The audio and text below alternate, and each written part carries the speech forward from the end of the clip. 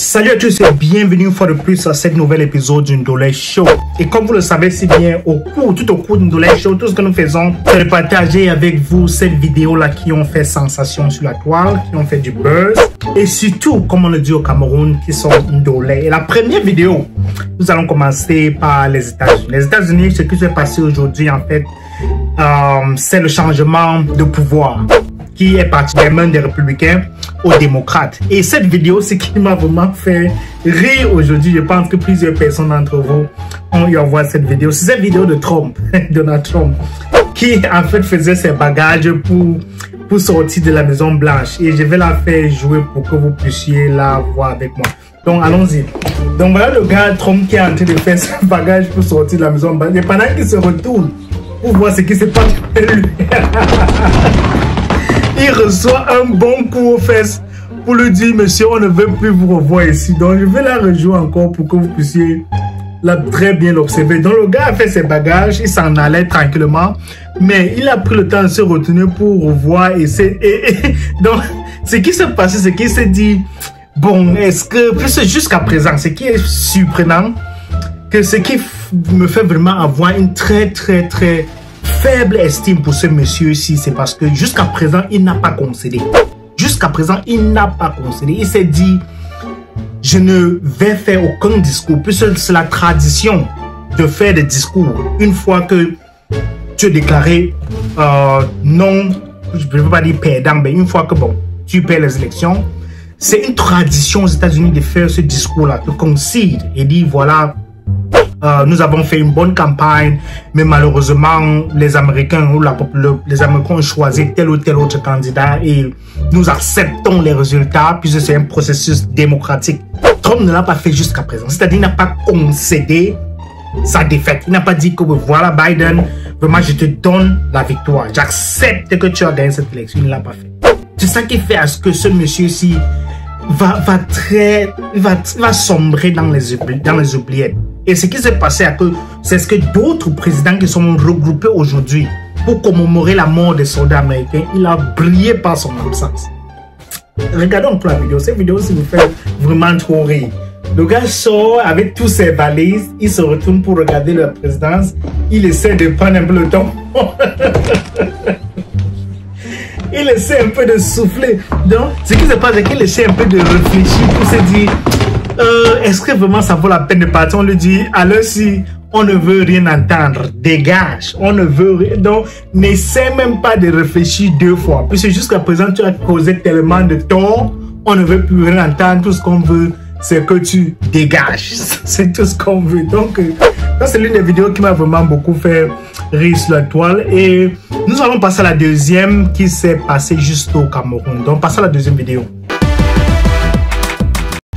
Ok, la deuxième vidéo se déroule au Cameroun. Vous savez, le Cameroun, à présent, au Cameroun se déroule le championnat d'Afrique des Nations, le CHAN. Et ces deux derniers jours, le Cameroun a vraiment brillé par l'une de ses caractéristiques majeures, qui est le délestage, la coupure d'électricité. Ce qui s'est passé dans ce cas, en plein match, qui s'est passé, je crois que c'était à Douala, c'était au Japon, mais je ne sais pas si c'était Bepanda ou Japon, mais je ne sais pas trop.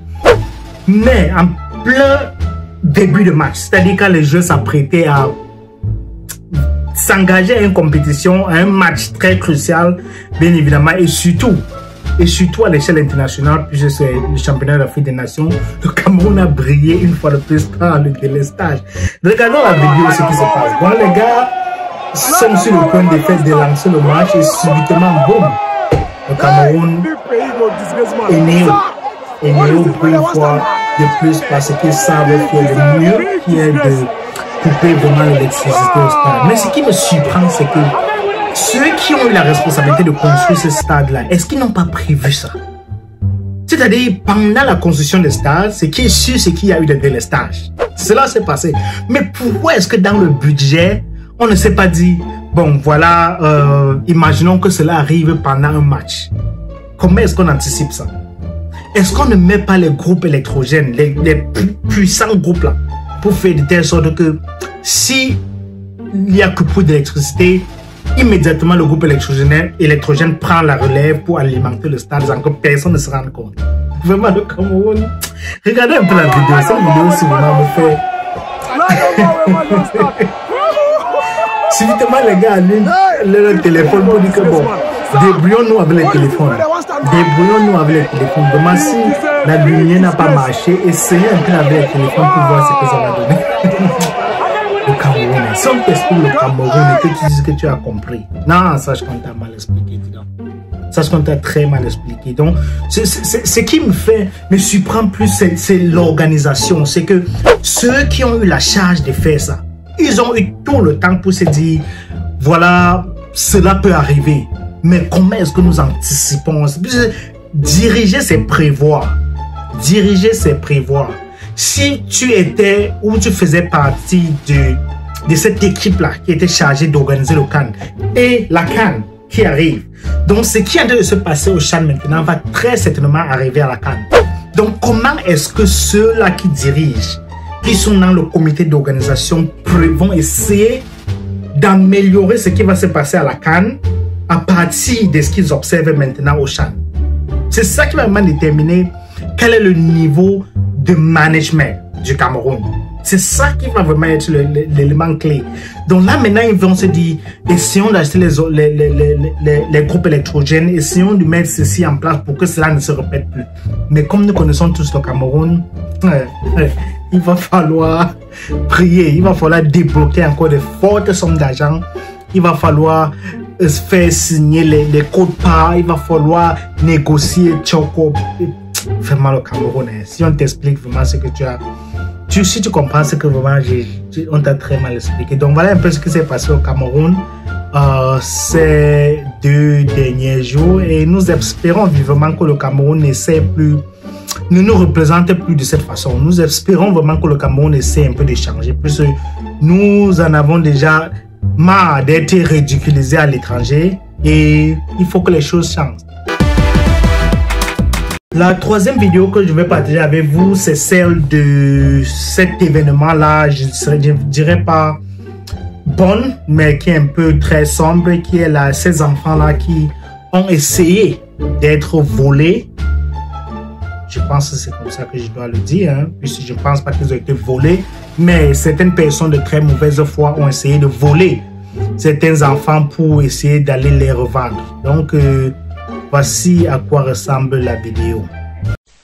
Des enfants innocents destinés à rejoindre le monde de la commercialisation. Ces 4 nouveau-nés, dont l'âge varie entre 1 jour et 6 mois, étaient sur le point de prendre des destinations inconnues. Ici, dans cette chambre, située au lieu dit borne 10 au quartier Odia à Yaoundé, un réseau de trafic de nouveau-nés démantelé au cours d'une opération menée par la compagnie de gendarmerie de Yaoundé 3. On savait bien que ce n'est pas légal, ça nous le savions, c'est pour ça que nous le faisons en cachette. Voilà, mais il n'a jamais été question d'aller porter l'enfant, le trouver, parce que tous ces enfants qui sont là, ils ont des mamans et on a les contacts de tous leurs mamans et on peut même faire des tests ADN. Et chacune donnait son enfant après avoir perçu de l'argent. La fille en question, la voici. Elle aurait placé son enfant à un montant d'1 million de francs CFA.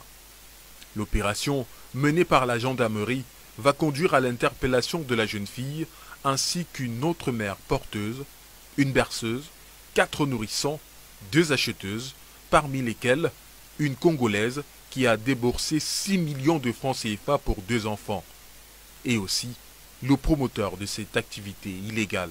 En date du 11 janvier, donc hier, aux environs de 19 h, nous avons reçu un appel téléphonique d'un citoyen sollicitant à garder l'anonymat, qui nous informait alors que sa belle-fille, du nom de Nkoutou Daniel, une jeune fille de 19 ans qui venait d'accoucher, était portée disparue avec le bébé de 3 jours. Sous le regard des populations ahuries, les éléments de la gendarmerie ont conduit les nouveau-nés à la fondation Chantal Biya. Les présumés trafiquants, eux, attendent d'être présentés devant les juridictions compétentes. Donc voilà à quoi ressemblait un peu la vidéo. Donc pour ceux d'entre vous qui sont au Cameroun, déjà je souhaite que si vous êtes ou si vous êtes les témoins des événements comme ceux-ci, essayez de faire autant que possible pour que les choses comme ça là soient signaler. C'est vrai que ce qui encourage un fait des trucs comme ça de se passer au Cameroun, c'est la pauvreté.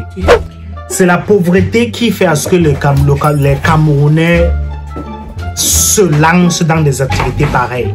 C'est parce que ils entendent les grosses sommes. Quand quelqu'un vous dit vraiment, si tu me trouves un bébé, je vais te donner 1 million, 2 millions. Et qu'ils ont tellement vécu dans une pauvreté extrême qu'ils ne se rendent même pas compte de ce qu'ils sont en train de faire. Donc c'est ça qui fait à ce que les Camerounais sombrent dans des activités bizarres comme celle-là. Donc si vous êtes témoin des choses pareilles, essayez de reporter ça aux autorités compétentes pour qu'ils puissent faire quelque chose. Ce n'est pas seulement au Cameroun que les vidéos comme ça circulent. À l'étranger, plusieurs personnes sont capables de voir ces vidéos comme ça et cela détruit un peu l'image du Cameroun à l'étranger. Donc j'encouragerais ceux-là qui suivent ou qui sont parfois au parfum des histoires pareilles de signaler pour que cela soit immédiatement mis aux arrêts. Et si vous arrivez sur cette vidéo, c'est pour la toute première fois, je vous encourage déjà à considérer, à faire 3 choses. Premièrement, de liker cette vidéo. Deuxièmement, de laisser un commentaire à cette vidéo pour me dire, pour me signaler que vous étiez ici. Et troisièmement, je vous encourage à vous abonner à cette page, puisque avant la fin de l'année 2021, nous devrons atteindre 10 000 abonnés sur la page YouTube de Melino de Philadelphie. Et si on arrive à le faire, cela va me faire beaucoup de plaisir. Donc c'était un plaisir une fois de plus de vous voir ce soir et de partager ces moments avec vous. Et j'espère vous revoir encore très prochainement avec de nouvelles vidéos. Merci encore d'être passé par ici et je vous reverrai très bientôt.